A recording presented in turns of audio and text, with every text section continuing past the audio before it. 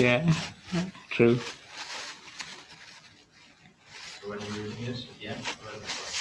So after the presentation, the beadle will tell me to read this, and then I will read this. Yeah, or I mean the chair will tell me.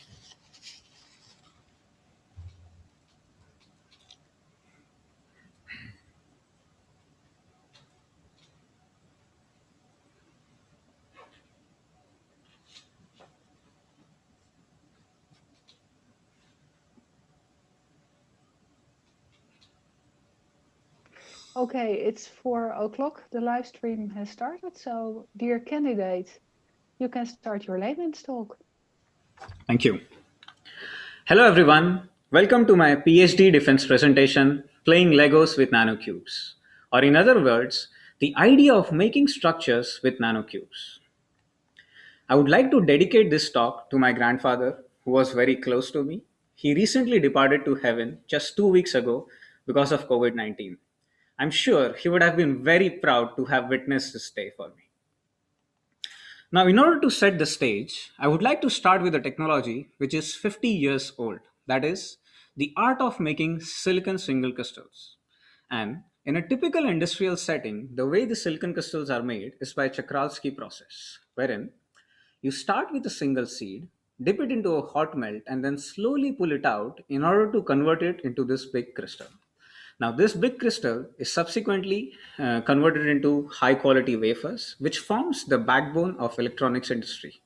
These wafers are routinely used to deposit patterned materials in order to form high quality consumer electronics, for example, cell phone and laptops. Now, the question at this point was, is this the only technology that enables us to fabricate this high quality materials? And this is exactly what my PhD was about. In my PhD, I basically explored a different route to fabricate high quality materials. I worked with nanocubes, which are about here, which is about 1,000 times smaller than the width of the human hair. And the idea was instead of starting with one seed and then converting it into a single crystal, we basically start with billions of seeds in the form of nanocubes, align them in a template, connect them atomically to convert them into single crystals. Now, the reason we use nanocubes is because it has this six chemically equivalent 100 faces, and hence when we align these nanocubes face to face like this, we would always have 100 face of one cube sitting against 100 face of another cube, enabling the right crystallographic orientation for material growth. And guys, this is the fundamental trick that enables us to grow this high quality material that I've been talking about. So, naturally, the first project that I undertook in my PhD was to validate this concept, and in which we basically teamed up with a group of researchers from Belgium and looked at atomically resolved scanning transmission electron microscopy images, as you can see one on the right, wherein these two cubes were aligned like this and then they were joined along this interface.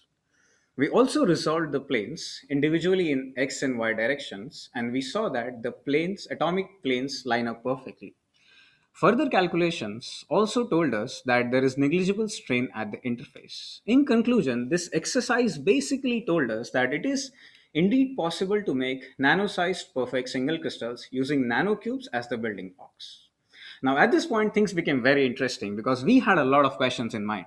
Can we also pattern nanocubes? Can we scale up this process? And things like that. So, in order to address all these questions, I basically borrowed concept from another mature technology called as imprint lithography. Now, imprint lithography has been in the existence since the 90s to make this CDs and DVDs for data storage. And the concept of imprint lithography is very similar to hot embossing, wherein you basically start with a template which has these patterns and you press this template onto a film of material. And when you withdraw the template, you would basically expect those patterns to be replicated on the film. Now, let's see an example of hot embossing in action where we can all relate to. So, this is the template you basically want to replicate on a fabric, and then you place a piece of fabric in the machine and then slowly press this template onto the fabric. And when you withdraw, you would just expect, like you see in here, that the patterns are replicated onto the fabric. Now, in order to replicate the same concept at the nanoscale, I needed three components. First is the fabric, or in my case, the material in the form of nanocubes that will eventually form the patterns. And in practice, this can be gold, copper, silver, which looks like this. Now, unlike fabric, my nanocubes are small, which cannot be even handled with bare hands. So naturally, I need a support that can basically support these patterns, right? So the second component that I need is basically a substrate. And the third and the most obvious component is basically the template, which you can see in the blue here, which has these patterns. And then the idea is quite similar, wherein you basically squeeze them together, and when you withdraw the template, you would expect the patterns to be replicated. Now, without going into much details, I would just like to emphasize that forming this static layer of nanocube became a key step to implement hot embossing with nanocubes. Now, this is all good, but then implementation of hot embossing with nanocubes does really help us to answer these questions. For example, patterning. And indeed, it does. We were successfully able to direct cubes from this film in a disordered state to these beautiful patterns of lines and curves made purely out of nanocubes. Now, this result is particularly interesting because any pattern can be dissolved into a combination of lines and curves. So, if we can nail these two fundamental patterns down, then we can also start thinking about more complex patterns. Next thing, additionally, we can also control the line width of the patterns from 1, 2, 3, and 4 cubes.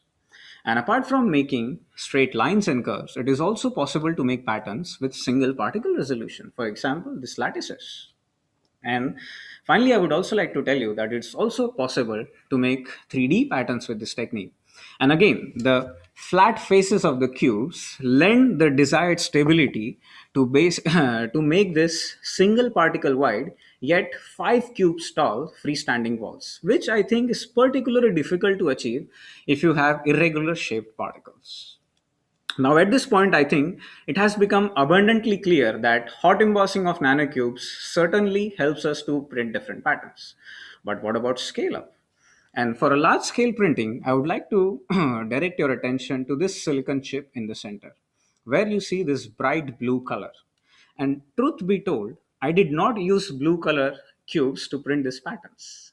Then what is this blue color? So this iridescent bright blue color is very similar to the one which you would also observe if you have a CD and you look at it at an angle, you would also observe this color. And the reason behind this color is basically the visible light interacts with these small nano patterns which are embossed onto this substrates, and then it reflects these beautiful colors. Now the fact that this bright color is being reflected from this entire 4 millimeter square area confirms that indeed ordered patterns are printed in this full area. Now, ladies and gentlemen, here I would like to tell you that take a moment to imagine that these nanocubes, which are about 1000 times smaller than the width of your hair, and from that scale, they are printed in an ordered fashion all the way up to few millimeter square area. How cool or fantastic is that result, isn't it? Naturally, we also converted these patterns into continuous crystals. For example, meaning I told you that we have these small seeds which are aligned in pattern. Now we were able to locally grow these cubes and merge into a continuous crystal, as you can see in this image on the left. And when we characterize this crystal, we basically see that we get this beautiful current voltage curve, which is ohmic in nature, as one would expect. And the curve on the right basically tells us that up to 90% of the light that is being shown onto this crystal is transmitted. And because of these two particular characterization, this crystal, which is fabricated by nanocubes, becomes a very interesting candidate for transparent electrodes. Now, transparent electrodes form an integral part of this optoelectronic devices. For example, the cell phone, the solar cell, or the screen on which you are currently watching this presentation. So, the broad vision of this project is to be able to fabricate full scale devices, possibly monocrystalline, using nanocubes. And in order to do that, it is equally important to be able to make compact layers apart from patterned layers. So, towards this end, I would like to tell you that we also developed a technique to fabricate this closed pack monolayers of perovskite nanocubes. And I would like to emphasize that these layers can be fabricated simply by drop casting drop of nanocube ink onto the substrate. So, by now, you must have already realized that the success of this technology of using nanocubes hinges on the fact that whether we are able to make nanocubes of certain materials or not, right? So, towards this end, I present to you this list of materials for which nanocube synthesis and to an extent assembly has already been reported, which makes it a very promising technology. So, in summary, I would like to say that I have shown you that we can make this high quality materials with nanocubes as the building blocks. We can also use hot embossing of nanocubes to print different various patterns and subsequently also convert them into usable continuous crystals, which can be used in optoelectronics industry.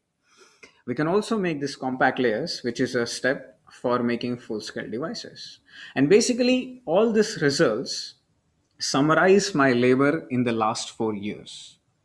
And I would also like to emphasize that this thesis lays the foundation for making structures using bottom up assembly of nanocubes and their subsequent welding. And it also demonstrates the necessary steps in parts, which, which basically brings my journey of 4 years close to an end. But here I would also like to raise another question. Is this the time we declare victory with this technology? Perhaps not, because a good way forward would be to basically combine the steps and leverage the knowledge to take this fundamental concept of using nanocubes to make structures one notch up. In the beginning, I started with a technology that was 50 years old, but which is now fully mature, right? So who knows, with this all beautiful materials in the library, where this technology of nanocubes would be in the next 50 years. But for now, I would like to close this presentation and thank Eric and Albert for all the support and supervision in the last 4 years. I had a fantastic journey at Amulf in the last 4 years and I've learned a lot. And finally, I would like to thank you for your attention. Thank you very much. I would like to invite everybody to switch on the camera again.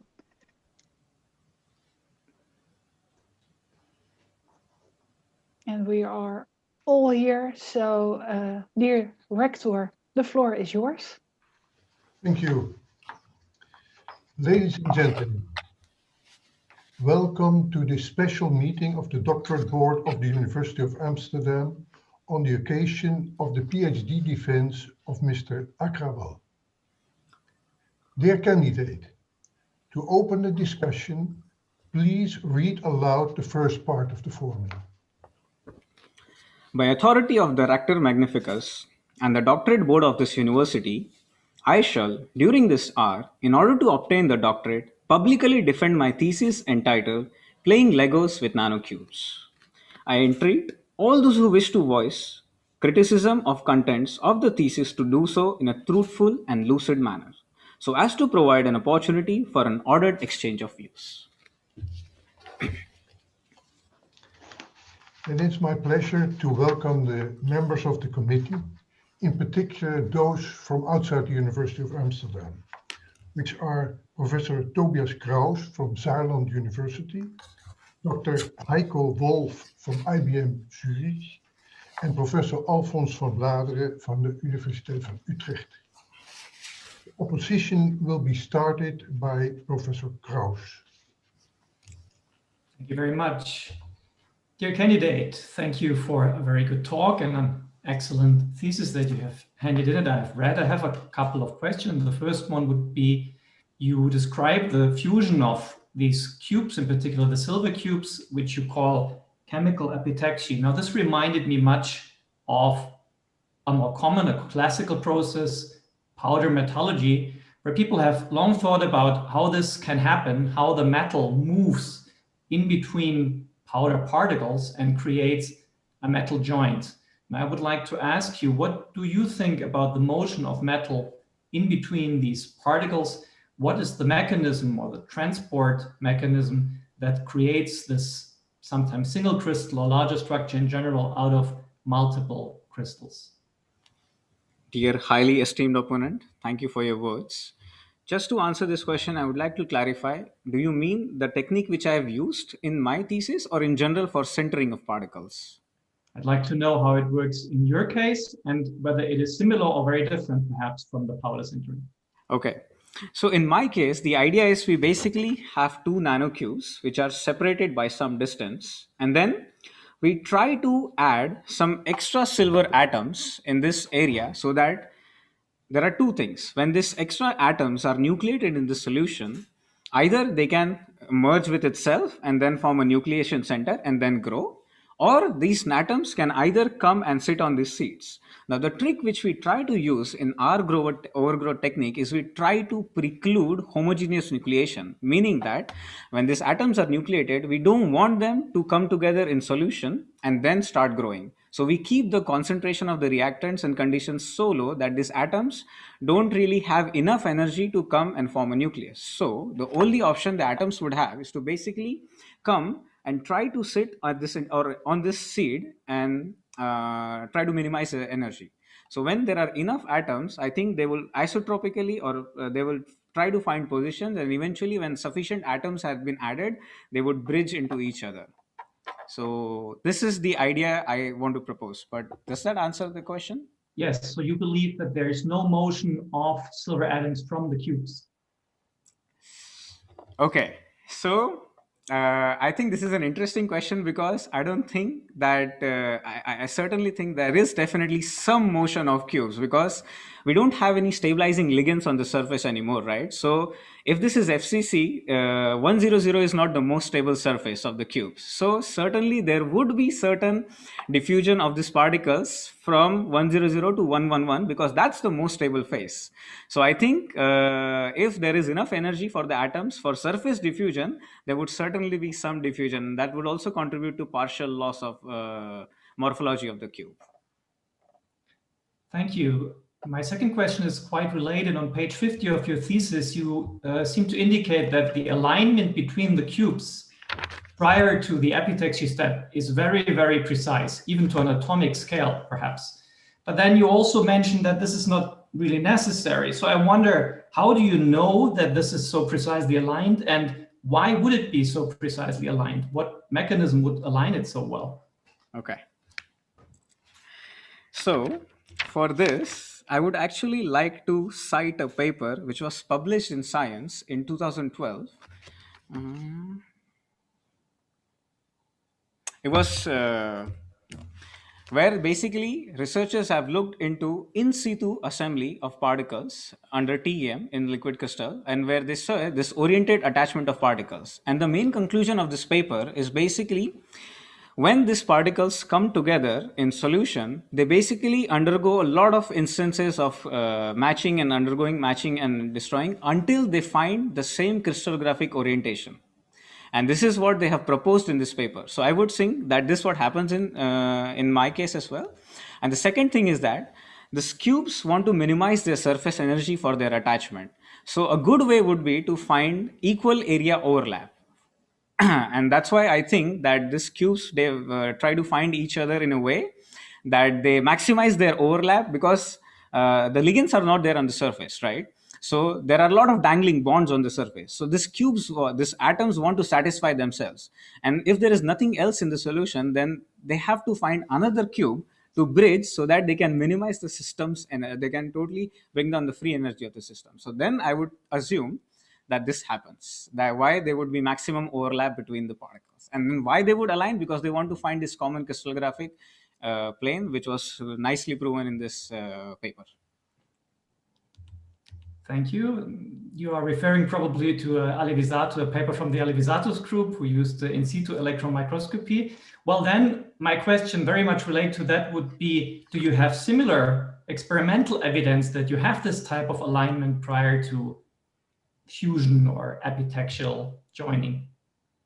Well, that is one paper. That is very good paper. But there's also one paper. I'm forgetting the name of the researcher. I think it's Jim. I don't remember the last name. But they've also done this beautiful work. But then the question is, do I have the evidence to prove if they are aligned before the attachment? Is this the question, right? Yes.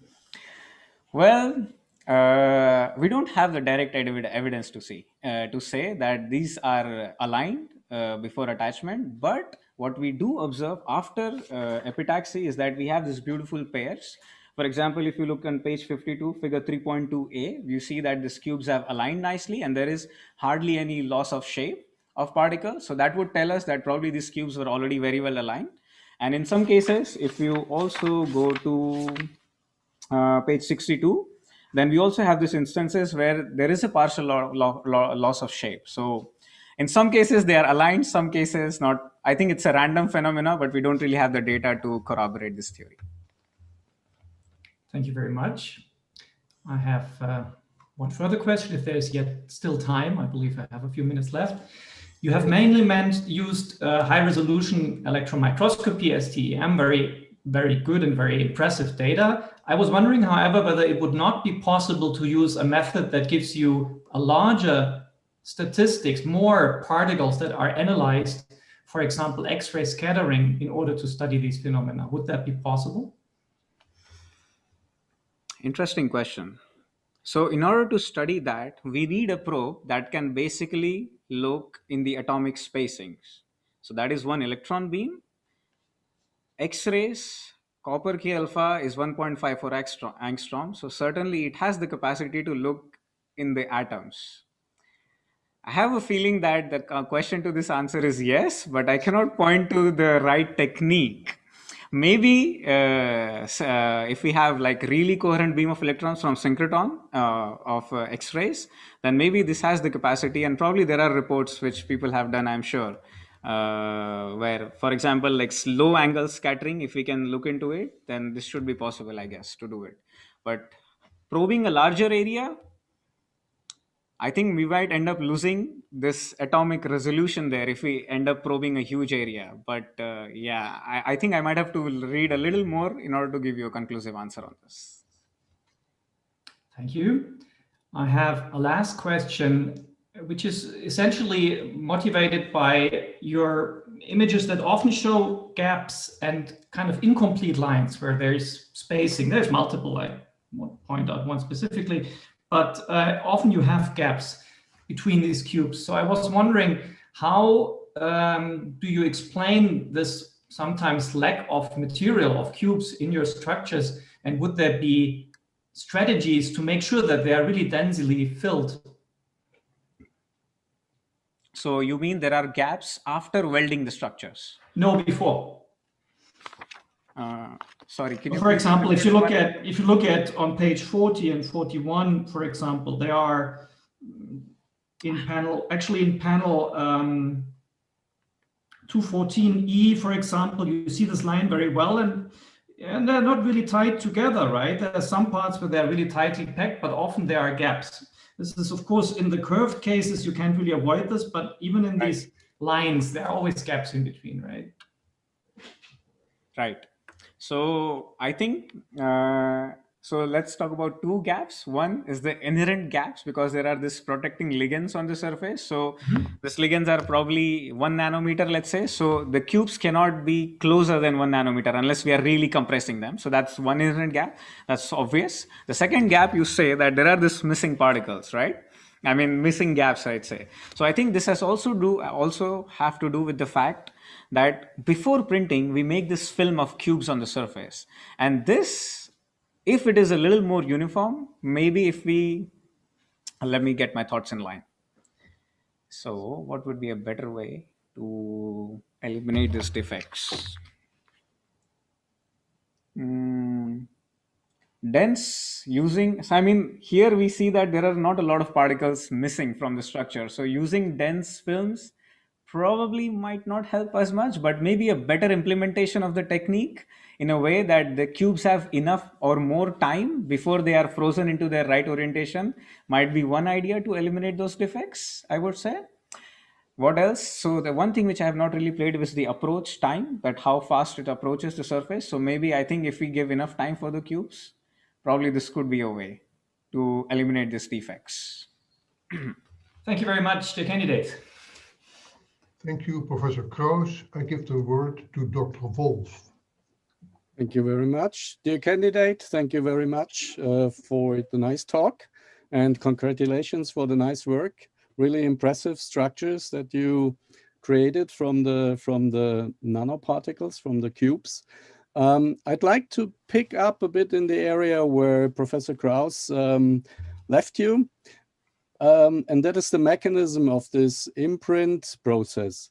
You already touched upon this in your talk a bit, comparing it to polymer imprint, nano imprint processes.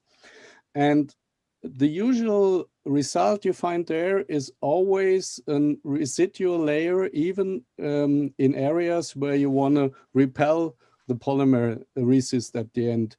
So I was wondering, in the images you show, you see we see very, very few residual layer, so to say, resist the nanocubes. So what makes your process work so much better there that you have this low number of residual layer in there? Okay. Dear esteemed opponent, thank you for your compliments on the thesis. And in order to answer this question, I would like to say two things. A, I think the trick lies in the fact how this film is formed on the surface. That is one, because it is sort of composite in a way that there is a lot of PVP matrix, and these cubes are embedded in this matrix. That's one thing. And when we put this solvent on the top, it gives just enough mobility for these cubes to glide on the surface or slide on the surface. That's one thing. And the second and the more important point I would say is this use of a flexible template. That's PDMS. Since it is elastomeric, it can nicely conformally make perfect flat contact with the surface. So when we basically press these cubes, this solvent is repelled, and with this flow, these cubes are also repelled. And when we make a tight seal with the substrate, the only place that is left for these cubes to go is in the trenches. And I think this is the reason why we can achieve this nice layer or low density of cubes outside the desired patterns. Okay. This is the main reason. Thank you. So let me come back to this.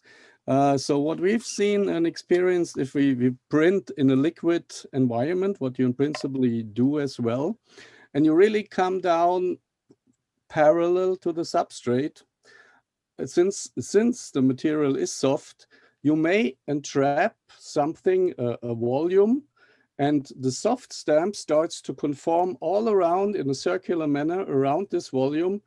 And then there is in fact no chance anymore to escape for this.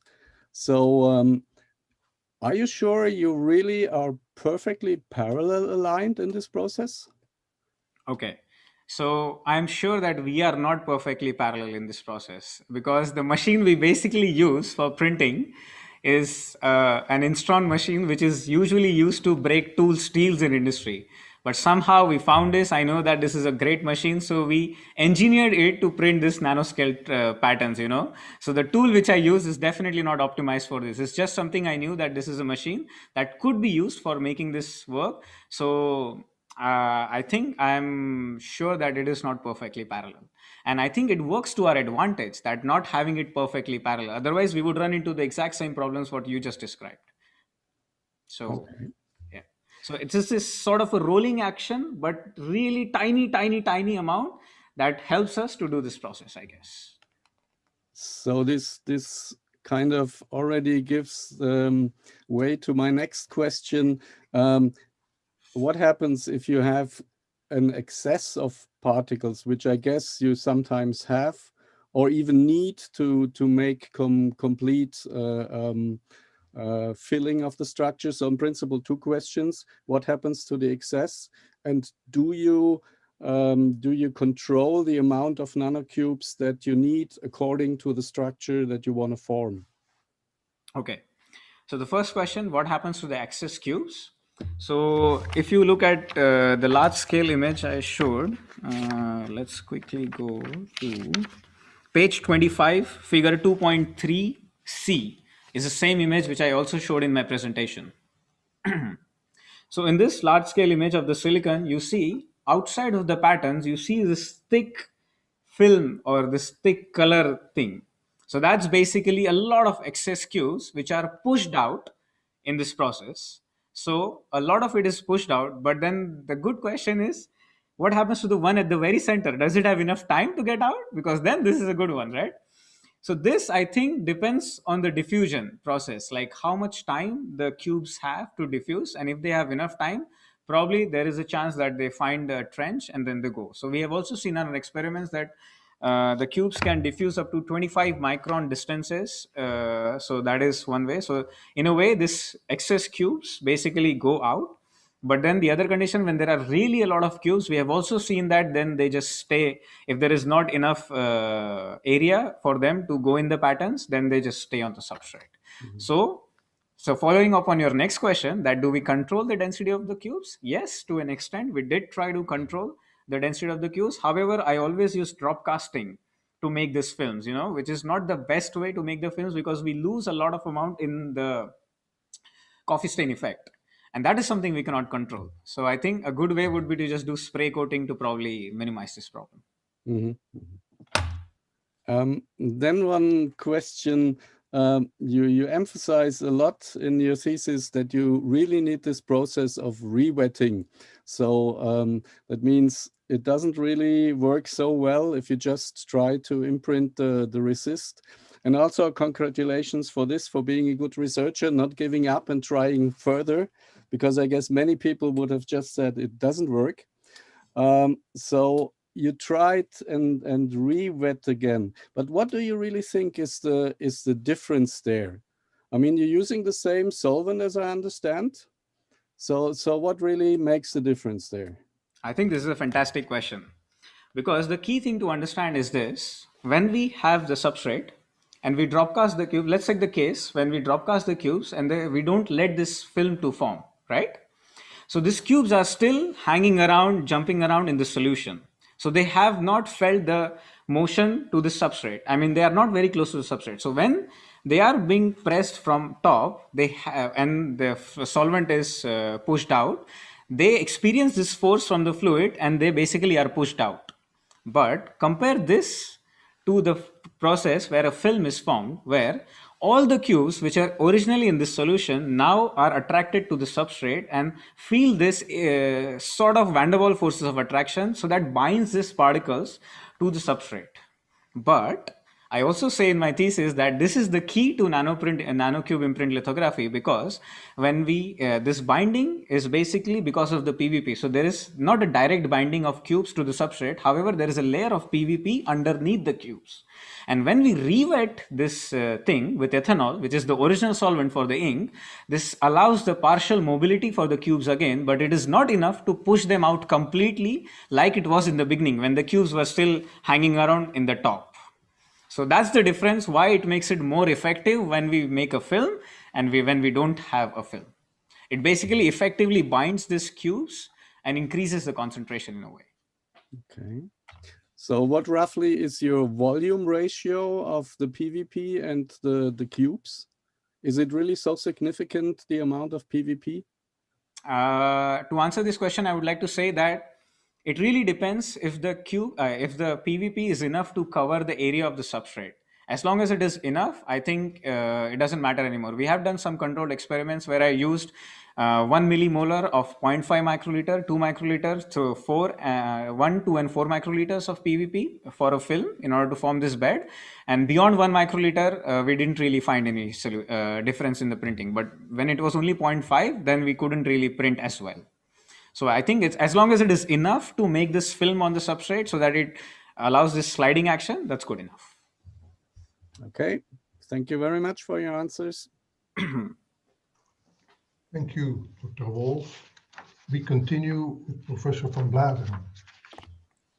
Dear candidate, let me also congratulate you with a very nice thesis that I read with great interest.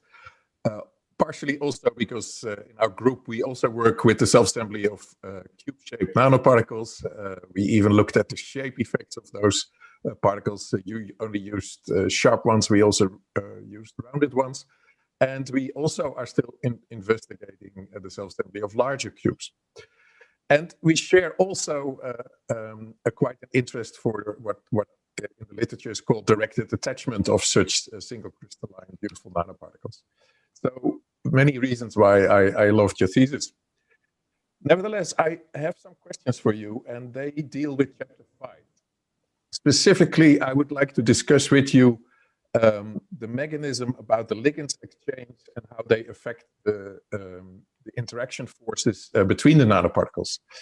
On page, the introduction on page of chapter 5, on page 84, you write that if you have alkyl chains, like C18 chains that you have in the synthesis, oleoylamine or oleic acid on the surface of your nanoparticles, that you get strong van der Waals forces leading to aggregates.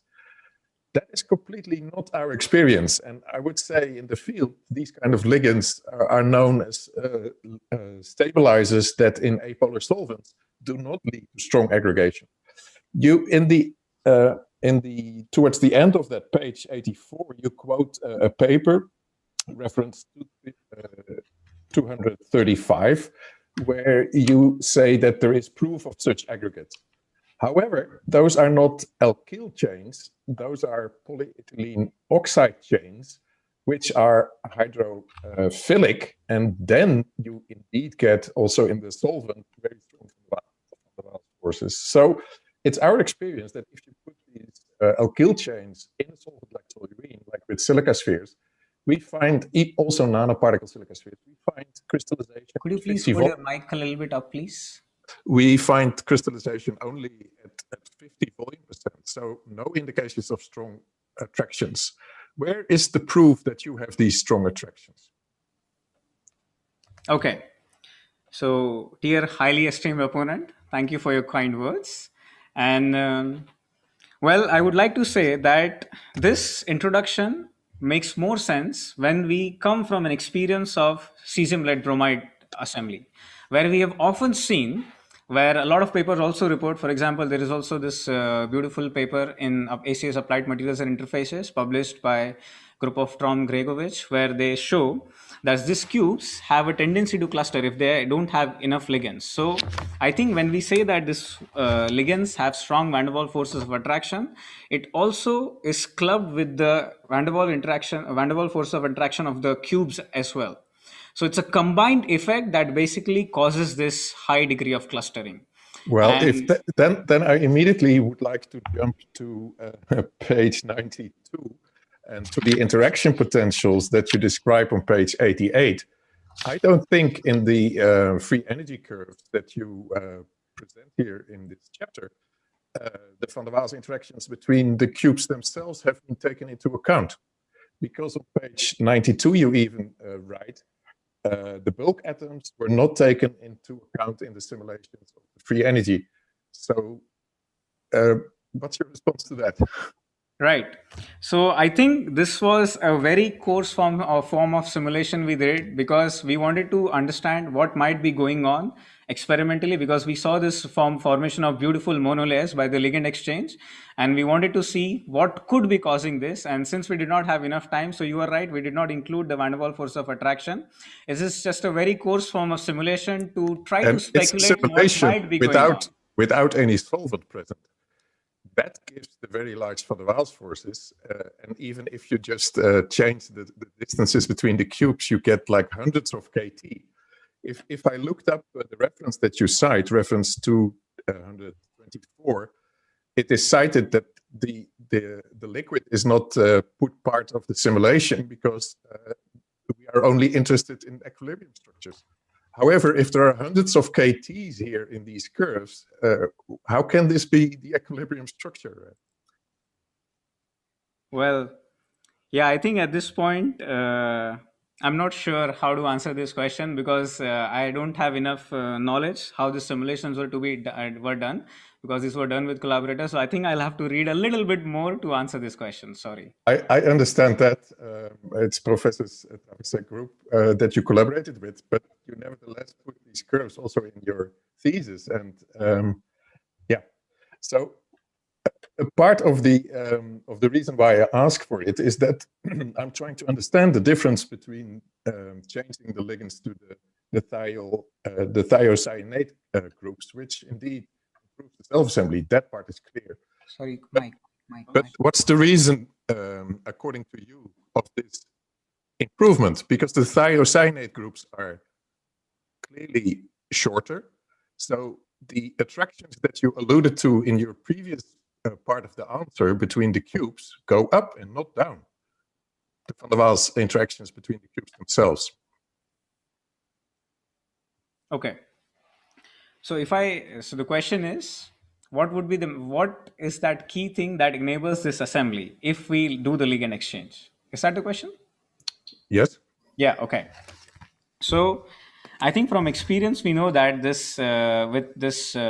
having this strong ligands, basically we cannot do long range assembly. And we have often seen that there are these patches of cubes, or we can say these are grains which are formed that basically are misoriented. And the reason that could happen is because the local interaction between cubes is so strong that it already starts to crystallize in a way. And hence they start growing from different fronts. And that's why we don't get this beautiful assembly, because the ligand interaction is strong. But when we change it to different ligands with SCN, so I know there is a paper published in JACS from Sherry Kagan and Christopher Murray's group, where they show for nanoparticles with SCN ligand, they also create some charge on the surface. So they basically give this electrostatic charge on the surface, that is a key point. With that, I completely agree, by the way, as reasoning, and also of the reason of the effect. But do I am correct that that is not an argument you use in this chapter?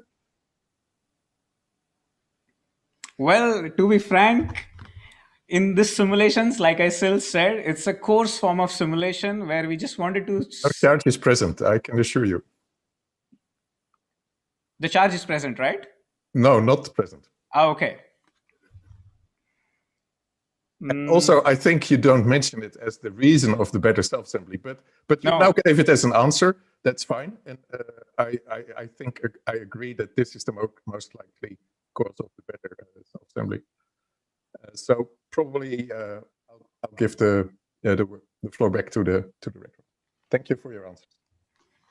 Thank you, Professor van Bladeren. I give the word to Professor Shahid.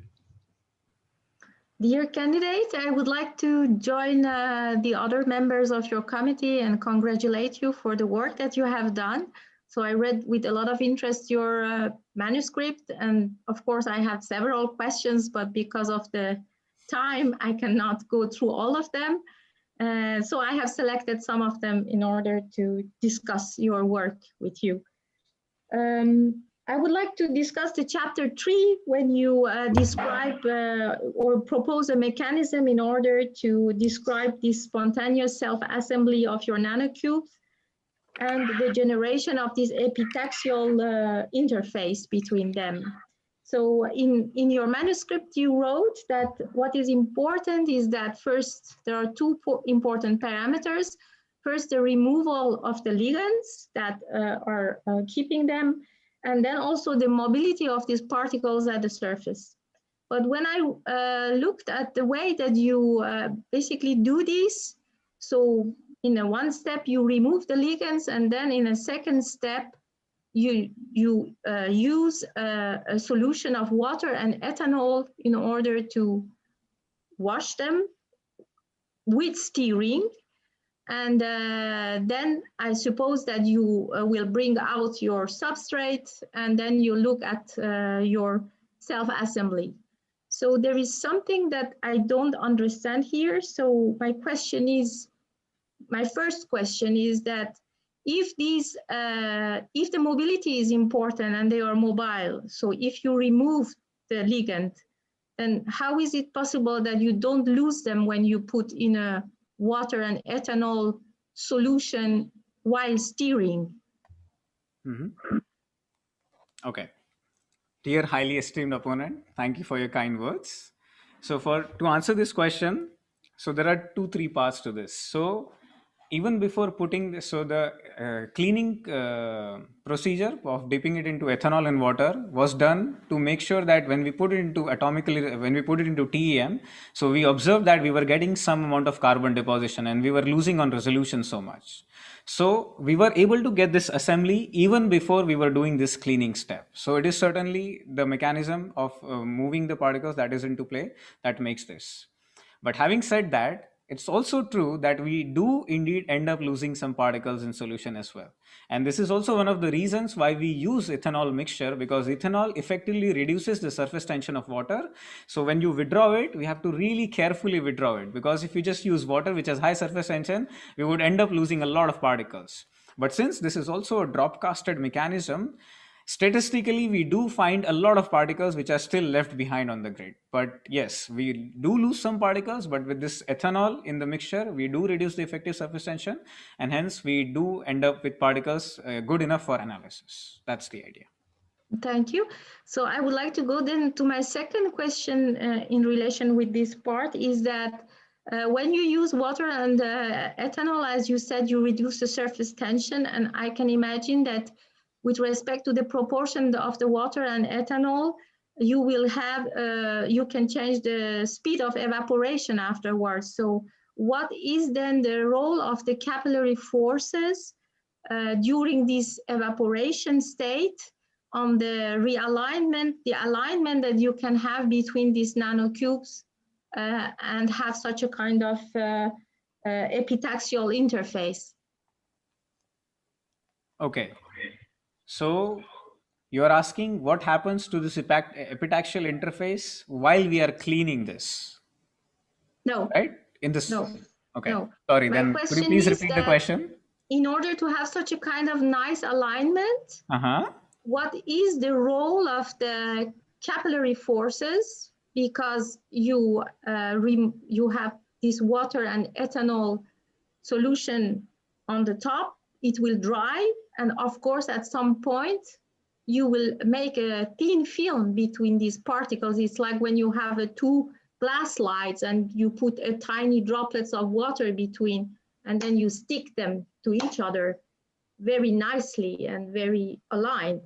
So my question is, what is the relation, or do you think there is an impact of the speed of evaporation of this step as an important element in the alignment that you can have between these nanocubes? Okay. This is a very interesting point of view, to be frank.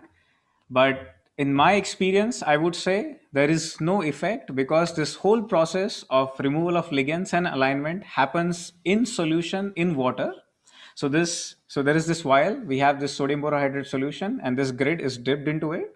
And the moment we dip the grid, the ligands are removed and the particles tend to fuse. And we leave this grid in there for about 30 minutes or 15 minutes, good enough of time, good amount of time. So I think this process of finding the particles and merging has already happened by then. So it really never occurred to me that when I would withdraw this could have an effect as well. So that's why I say it's an interesting point of view. Maybe this could have an effect, but I have a feeling that it doesn't, because this process, the cubes have long fused before they are being withdrawn. So I have a feeling that this should not have an effect. This would have an effect if I let the solution dry, because then the capillary forces would really interact strongly. But then if you have a full continuous medium of fluid, then I don't think it would really have an effect so much. Okay, thank you. So my second question is about a general question about your introduction. You have written that we can actually control the size of the nanocrystals or nanocubes, for example, by using surfactant. So can you explain me how this will work then? How do you control, by adding surfactant, the size of these nanocubes? Do you have an idea? The surfactants more play the shape of the nanocrystals, and the concentration of the surfactants and the reactants basically play a role for controlling the size.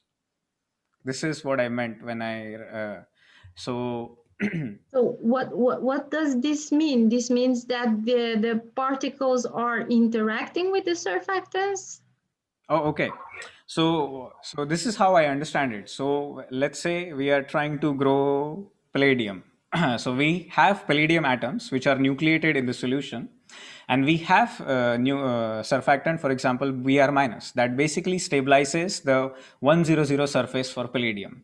So what happens is when these palladium atoms are nucleated, for a brief instance of time, they basically come together, and when they form a critical radius of nuclei, they basically start nucleating. Now this nucleus is spherical, but it is a combination of different planes. It has 100 plane, it has 111 plane, right?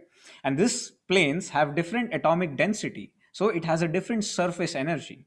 And this question, the answer which I'm going to give, this is something I have not understood so far. And I've also asked a lot of people, how do the surfactant senses that this is the 111 phase or 100 phase, and it basically goes and attaches.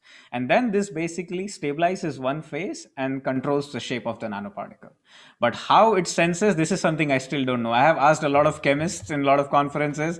No one seemed to have an answer. They say it's an experimental thing, and there is a lot of literature about it. But it's a wonderful question. Okay, thank you very much. Is it because it's more the edges of the phases that has defect that can be interactive with the surfactant molecules? Is it not rather than the edges between the 100 phase and 111? I suppose the size of the particle can be also an element because... That's true. That's true. Could be. It could probably because of the edge effect. And then when these planes shrink or grow, so one grows, the other shrinks. So this edge effect probably comes into play, and that can help us to control the size of the particle as well. Thank you very much. Thank you, Professor Shahid. I give the word to Professor Shal. Dear candidates, I'd also like to congratulate you on an excellent work you have done, an excellent presentation that you have given. The thesis I found especially interesting for myself because it sits pretty much at the interface of this nanocube assembly and, let's say, crystal growth and defects, both fields I've worked in, the latter actually as a PhD student myself. So that motivates some questions. So I would like to start in chapter 2, the simple question about the printing of silver nanocubes. Actually, I'm wondering how stable is the final printed pattern, and what holds it stable? What holds the nanocrystals like 5 tols high, 5 particles high? What holds it together? Dear highly esteemed opponent, thank you for your kind words and compliments for the thesis. So you're talking about the mechanical stability, right? Not the chemical stability. Yes, when it's dried, so when it's finished. Yeah, Yes. yeah. I think it's the flat faces of the cubes, I feel, that basically gives this component that they can nicely rest on top of each other. So that helps to build this in the vertical direction. And I think this is probably the main thing. And it also probably depends on this cube, how nicely it is connected to the substrate. And this van der Waals force of attraction between the cubes and the substrate basically gives this mechanical stability. Yeah, and how strong is it? Could you rub it off with your finger or like to give an impression?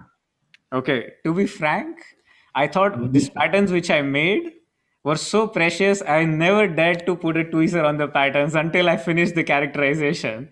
So I have a feeling you can definitely scratch it, but they were so precious, I never tried to do this. Even when I was discarding my sample, I could have tried this actually, maybe. Yeah, I'm just wondering. And you mentioned it's van der Waals forces, right? Yeah. But then I'm wondering in, the initial thing that you redisperse before you first let it dry, right? Then you redisperse. What then? Because initially it should also be van der Waals forces, right? So what is then strong enough to actually redisperse it without sonication or other tricks? Okay. I'll just quickly back to the first question that because I think the mechanical force of the tweezer is definitely strong enough to disrupt these assemblies if we can form a scratch, if we have the resolution to reach them. So that's definitely possible. Yeah. And in order to answer the second question, like I also mentioned for Heiko Wolf, that it's the layer of the PVP that is underneath the cube. So that gives an pseudo van der Waals force of attraction. It's not the direct force of attraction, you know. Right. And that is why when you redisperse with ethanol, there's this shear effect that is going on because of the PDMS, and that helps to break this attraction. Yeah. But And had it been that these cubes are purely on this, then dispersing these cubes would be tough. yeah, I agree. And it's probably also kind of an entropic effect as soon as they're solvated, the ligands, right? They repel. Let me come to chapter 3, which I also found highly interesting about the strain and the dislocation. So first of all, dislocations you observe, you show one with one dislocation, and you mention in the SI there is another somewhat larger angle boundary with like 5 dislocations. Of course, it's not enough for quantitative measure. I agree, you say that, but have you compared that whole picture to what people know in polycrystalline, grains? There's clear misfit, geometrically necessary misfit dislocations that you have for small angle grain boundaries. You could still compare that. Have you tried? Okay, a short answer would be no. We haven't really tried this. Would have been a good approach to have done that, I would say. Yeah, because it would be interesting to see, because you are now on a nanoscale. There might be also surface image forces that pull the dislocations to the interfaces. So it could apply, it could also not apply. So maybe interesting to check. Right.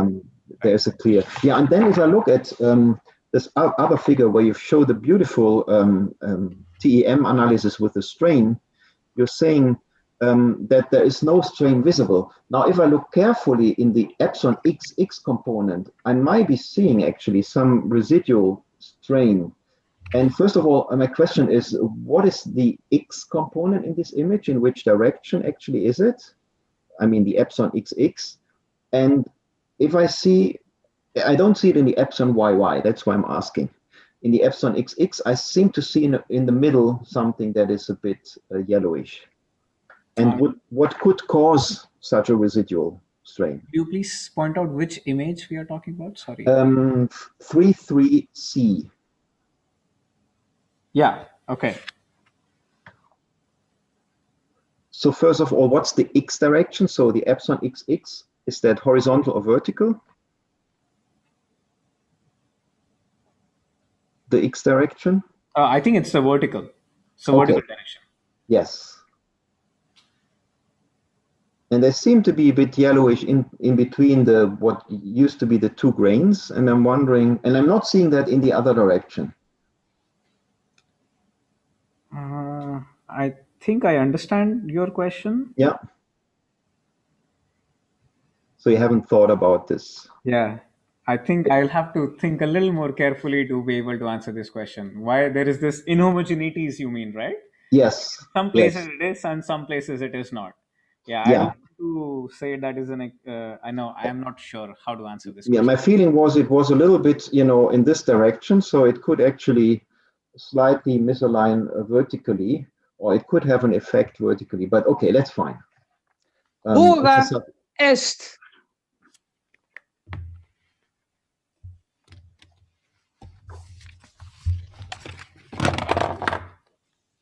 The discussion is closed now. I request the candidate to read the second part of the formula. Having thus concluded the defense of my thesis to the best of my ability, and pending the discussion of the doctorate committee, I should like to express my sincere thanks to my highly esteemed supervisors in particular, as well as to those who have so courteously brought forward these criticisms, and to all who have honored this ceremony with their presence. The committee retires for deliberations.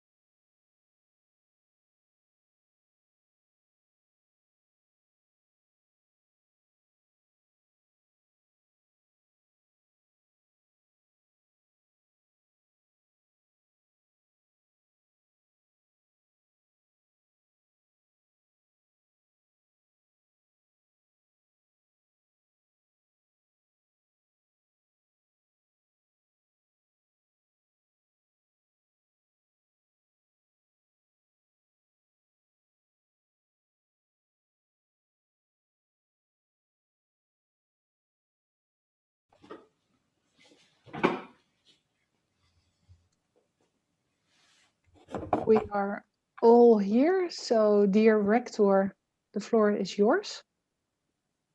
And please unmute yourself.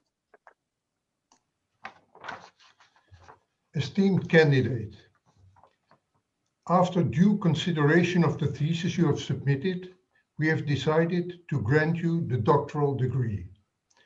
Professor Garnett is authorized to confer you this dignity in customary fashion. I most willingly accept the task assigned to me by the Rector Magnificus of the University. By virtue of the power conferred on us by law, and in accordance with the decision of the Rector and the Doctorate Board of the University of Amsterdam, I hereby confer upon you, H Agrawal, the degree of doctor, and grant you all the rights pertaining thereto by law or custom. In evidence hereof, you will be presented at a latter time with the degree certificate signed by the Rector and the supervisors and confirmed with the Great Seal of the University. Having thus fulfilled the task assigned to me, I have the honor of being the first to address you as doctor and congratulate you with the dignity conferred on you.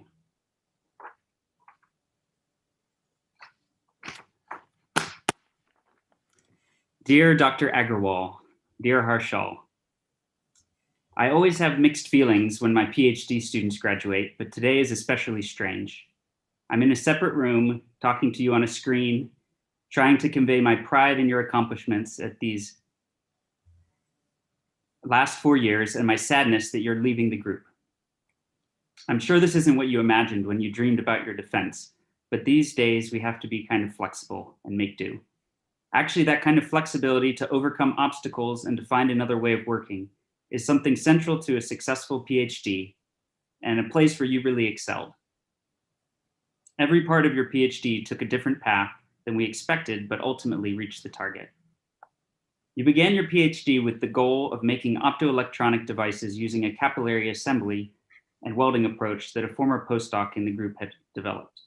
When you started, we could make monocrystalline silver lines a few microns long.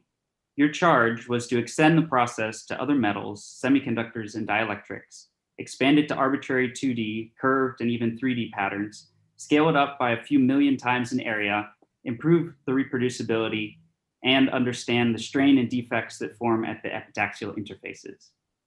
When I write this now, I realize what an enormous task I gave to you. Luckily for both of us, you rose to the challenge and successfully reached the project goals. Along the way, you discovered that nanocube imprint lithography, a direct patterning approach related to but distinct from capillary assembly, actually made the patterning easier and had the potential for faster processing. Your talk describing this technique at the NNT conference, the world's leading meeting on nanoimprint technology, led to some intense discussions with analog devices about commercialization. Although the pandemic unfortunately derailed that prospect, your nanocube imprint lithography technique has become an invaluable tool for our group and is now used for many different projects. Besides your great scientific achievements and willingness to help others in the lab, you also brought a wonderful spirit to the group. You were active in organizing social activities and were one of my go-to people for the lab tours, lunches, and dinners because of this friendly and open way you hosted guests. This way of interacting also made me a better group leader. You provided honest criticism and suggestions for how I could improve my communication and leadership style in a manner which made it very easy to accept. This is one of your many qualities that I deeply appreciate and will really miss when you leave. Although I'd love for you to stay at AML, it's time for you to take the next step. You have yet another unexpected challenge, finding a job in the middle of a global pandemic. Given your track record and ambition, I have no doubt you'll be successful. I very much look forward to hearing about your next adventure and hope we can get together again wherever you end up once the pandemic is over. Congratulations, and I wish you all the best. Regard the obtained dignity as an honor and a privilege, and never forget the attendant responsibilities which you now bear towards science and society. It is a very pleasant duty, most learned scholar, to congratulate you also on behalf of the doctoral board of the University of Amsterdam on this newly acquired honor. And hereby I declare this ceremony closed.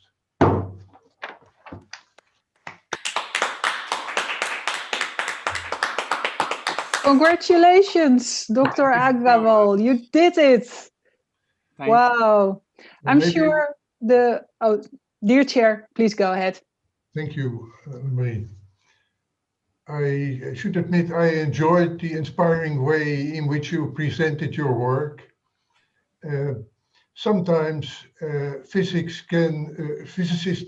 can be pushed in a corner where they are world-framed, where they're a bit away from the normal days of work in the world.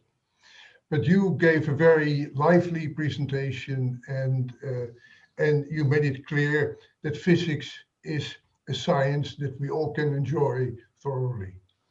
Thank you. But let me not say too much, but I would like to invite some of the members of the committee to say a few words. Maybe we can start with Professor Kraus.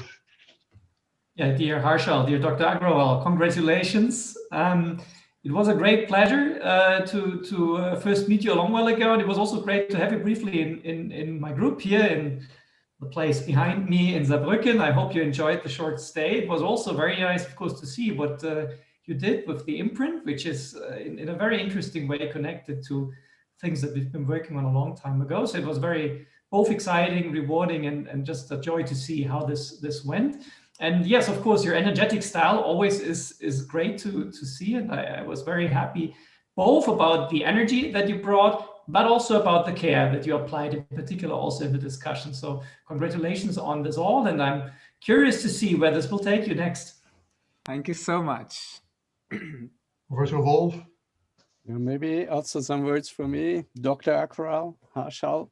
Not only congratulations to the work now, but to your degree. Very well deserved. I really liked a lot reading the thesis. It was really easy to go through and read it, very well written. Especially also I liked a lot the detail you put in on being able to reproduce things. So you gave this even a chapter with special things to take care about. I find this really nice and impressive, and I really enjoyed the discussion and your presentation. And also, unfortunately, we didn't meet and didn't have the chance to work together. But let's see what the future brings, and I wish you all the best for your future career. Thank you. Alphonse. Highly learned doctor. I'm usually not that formal, but you should hear it at least a few times now that you are one. Congratulations also from my side. I think I recognize, so we did not only work together on self-assembly of nanocubes, but next to you, I seem to recognize an image that I took from Veldhoven a few years ago. Is that correct? Also, we met in GRC in southern New Hampshire. That's when I had good discussion with you as well. Thanks. And we had the idea to both take the beautiful cubes home with us. On a more serious note, I also want to express my condolences for the loss of your grandfather. I'm very sad to hear that that was COVID related. But I wish you all the best with the continuation of your career. Thank you so much. Indeed, I deeply regret that he passed away just 2 weeks ago before I came onto the stage. It was, it was a sad news. Usheen. Yes, Dr. Agrawal, congratulations. Yes, we didn't have the opportunity to work together, but I really liked your work. And I really read your manuscript with a lot of interest. It gives me a lot of ideas. I have a lot of questions, and but I will contact Eric to discuss with Eric and maybe do some collaborative work based on your work. So I hope that you will find really your way for the future for a postdoc, or I don't know if you want to go to a company. And I know that when you arrive at the end of your PhD, it's a sort of release when it's done also, because the pressure goes high and high and high. And so you should enjoy this moment, and really congratulations. Thank you so much. Peter? Yeah, same from my side. Congratulations, Harshal or Dr. Agrawal, on beautiful thesis. Actually, also beautiful. I was just looking again at the logo, right? Beautiful cover. The design is well thought out. The playing is made with cubes, right? You see the cubes placed in this beautiful trenches. So, and I think that overall also gives joy in reading the thesis and also following your presentation today. So I see a little let's say, nice tendency to do some arts here. And I think you enjoy this display also, which is also important in science and you know, gets your ideas across. So I hope, yeah, also you'll have a bright future. May I ask what you intend to do, what your intentions are? I think it's a wonderful question. To be frank, I haven't found a position yet that excites me enough. I think in 4 years, you not just excel in science, but you also learn a lot about yourself. And I think I have this point that I have a better understanding of myself. And I haven't found a position that quite excites me and that tells me, okay, this is where I want to put my efforts. But certainly that has certain positive impact because I always think of myself as an application-oriented scientist. I don't understand so much theory, but then when I see an application, that really excites me. So something that is at the interface of science and industry and is really application oriented would be my field. Yeah, that sounds like a good package. Yeah, great. No, best of luck for that. Thank you so much. Also, congratulations to Eric. Yeah. Yeah, thank you. Yeah. Albert. Yeah, Harshal. Another good scientist from Amolf. Yeah, I want to say a few words about that, Harshal. I mean, I'm formally today your second promoter, but we all know that Eric has been fully in charge of your project and supervising you. So I want to just say a few words on behalf of the program in which we all are, the light management in photovoltaic materials. And in particular, the materials aspect, because when we said we wanted to work more on materials for sustainable energy, we wanted to strengthen our materials science and synthesis. And look at that. We had never thought we would start doing something like this, assembling Lego cubes in the way at the nanoscale that you have done. It's absolutely amazing.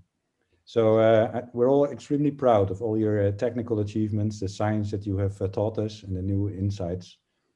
And yeah, our goal as a team with Eric and the others, I mean, is to do good science, but equally important to train good people. And that is just so clear today, again, of you standing there, you've risen to this position, you have your PhD degree, and the world should open for you. You deserve it. It's fantastic that you have a big interest in sustainability and sustainability science and technology. So let's hope, and we'll see where we can help you to find the next position.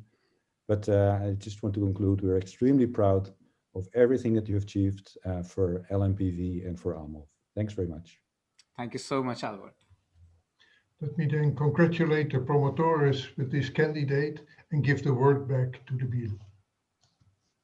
Thank you very much. I think everything has been said, unless there are still more compliments to give the young doctor. I would like to thank everybody for being present here online. And dear Dr. Agrawal, I will send you an email with some further details how to get your diploma in a few days. And I wish you all a very nice evening. Stay safe and healthy, and I hope to see you next time in real life. And we will see each other. Thank you very much. Goodbye. Thank you, everyone. Thank you. Bye-bye. Thank you. Bye. Bye. See you soon. Goodbye. Bye. Eric, congratulations also to your group.